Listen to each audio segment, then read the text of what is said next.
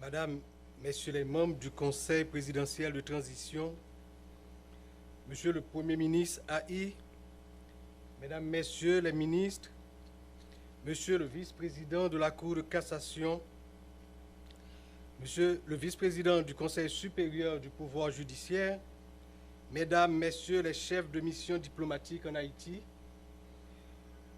Madame la représentante du secrétaire général de l'ONU en Haïti, Mesdames, Messieurs les grands commis de l'État, Monsieur le recteur de l'Université d'État d'Haïti, Mesdames, Messieurs les représentants des banques d'État, Monsieur le commandant en chef et les membres du haut état-major des forces armées d'Haïti, Monsieur le directeur général et les membres du haut commandement de la police nationale, Mesdames, Messieurs les maires de la zone métropolitaine de Port-au-Prince, Mesdames, Messieurs les représentants des partis politiques, Mesdames, Messieurs les représentants des organisations internationales, Mesdames, Messieurs le doyen et les membres du corps diplomatique, Mesdames, Messieurs les représentants de la presse parlée, écrite et télévisée, mes chers concitoyens, cette fête du drapeau, beaucoup plus encore aujourd'hui, doit nous rappeler la nécessité, l'obligation d'une union de tous les fils, de toutes les filles de la patrie autour de cet idéal que nous ont tracé les pères de la patrie. Mais ces mots, combien de fois les avons-nous répétés? Combien de fois, à l'occasion de cette fête du drapeau, n'avons-nous pas vu fastueux défiler nos jeunes habillés aux couleurs nationales et brandissant apparemment avec fierté le drapeau? Combien de fois n'avons-nous pas vu ici et à l'étranger des compatriotes montrant aussi fièrement notre drapeau? Pourtant, ce 18 mai 2024 nous trouve encore dans une situation pire que les années précédentes, comme si ces mots, ces gestes, ces manifestations cachaient un vide béant. Le vide de la démission, le vide du détachement avec la mère patrie, le vide de la méfiance entre nous, le vide du désamour avec notre terre, le vide d'un individualisme forcené, le vide d'un mépris envers notre pays, le vide du mépris envers nous-mêmes. Il faut le dire, il faut l'admettre pour changer les choses. L'union que nous prônons reste dans les discours de circonstance. Il faut un nouveau départ. Un nouveau départ pour que l'union autour du drapeau se concrétise dans les faits, chaque jour, chaque heure, chaque minute, chaque seconde. Notre drapeau doit devenir le signe de ralliement autour d'un grand combat pour remettre en vie notre corps social en proie depuis des années à d'atroces convulsions. Notre population perd espoir jour après jour et la fête du drapeau, pour solennelle qu'elle soit, ne doit pas être un rituel vide de sens comme une pièce de théâtre jouée par de mauvais acteurs qui peinent à comprendre et à croire à leur texte. Notre drapeau a flotté fièrement au cours des luttes qui ont donné un sens au mouvement de libération du monde entier. Aujourd'hui, nos turpitudes ont malmené son égrégore. Il faut redonner la force à notre drapeau en lui insufflant l'énergie d'un engagement citoyen positif.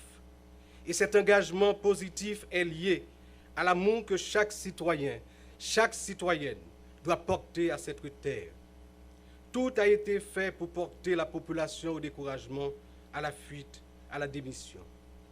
Nul besoin de rappeler le départ de ces dizaines de milliers de jeunes vers les rives étrangères, des bras et des cerveaux dont la séparation avec le pays nous coûte cher. Car pendant que la bonne sève part, une mauvaise sève s'étale comme une lèpre, la sève de la délinquance, la sève de la corruption, la sève de la mort. Ce n'est pas sans raison que la fête des enseignants, des enseignantes, précède celle du drapeau. Je salue avec émotion le travail de tous les enseignants, de toutes les enseignantes, qui dans un contexte jour après jour plus difficile, restent fidèles à leur mission, alors que jusqu'à présent, on ne leur accorde pas suffisamment l'importance qu'ils méritent. Nous parlons d'union pour cette fête du drapeau, mais l'union ne peut aboutir à de grandes réalisations que si elle rassemble des cerveaux, des âmes bien trempées aux sources du savoir, de la connaissance et de l'éthique. Si le pays tient toujours dans cette tempête qu'il traverse, c'est parce que des enseignants, des enseignantes, en tenant ferme la barre, ont pu former des cerveaux et des âmes qui constituent comme un dernier carré face au déferlement d'une barbarie qui ne se cache plus. L'État doit au plus vite travailler à la revalorisation du métier d'enseignant et penser un système éducatif qui prend en compte nos réalités et nos besoins dans tous les domaines. Le drapeau, c'est avant tout l'éducation pour former des citoyens. Le 18 mai, c'est aussi la fête de l'université.